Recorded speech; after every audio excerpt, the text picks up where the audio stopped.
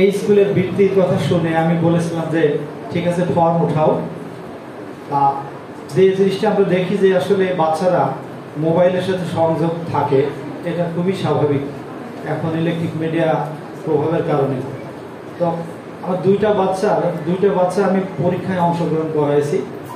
আমার মেয়েটা এই বৃত্তিতে ফার্স্ট হয়েছে। তো ওই সময় আলহামদুলিল্লাহ সে এই পরীক্ষাটার জন্য সে কিন্তু তার নানা বাড়িতে গিয়েছিল এবং সেখানে সে বই নিয়ে গেছে।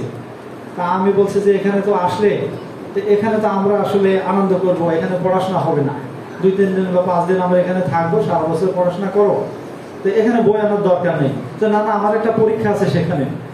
তা আমি দেখলাম তার ভিতরে অত্যন্ত একটা মোটিভেশন কাজ করতেছে। স্যার যেটা বললেন যে এই প্রতিযোগিতা মনোভাব, যা আমি বেশি জানবো, বেশি আমি ধারণ করার চেষ্টা করবো এবং আমি অন্যের চেয়ে ভালো হব, এরকম একটা মোটিভেশন এই ছোট্ট মানুষটির মাঝখান থেকে আস্তে আস্তে যখন তার এটা বড় পরিসরে যাবে, তখন সেটা একটা সোপান সে অত্যন্ত সফলতার সাথে এবং কনফিডেন্সের সাথে সে এগিয়ে যাবে।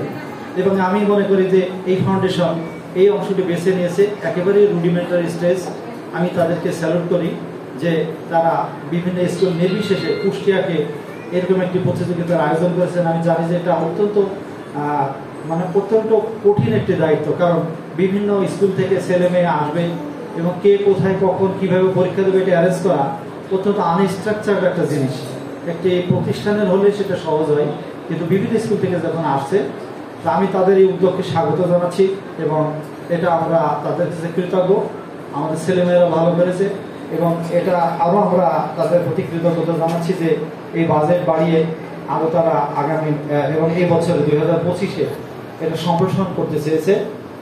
আলহামদুলিল্লাহ, এটার মাধ্যমে এই শিক্ষা ব্যবস্থার যে একদিকে যেরকম যান্ত্রিকীকরণ থেকে বাচ্চাদেরকে বইয়ের দিকে নিয়ে যাবে, তাদের অদম্য ইচ্ছা স্পৃহা এটা বৃদ্ধি পাবে, এটা আমাদের বিশ্বাস।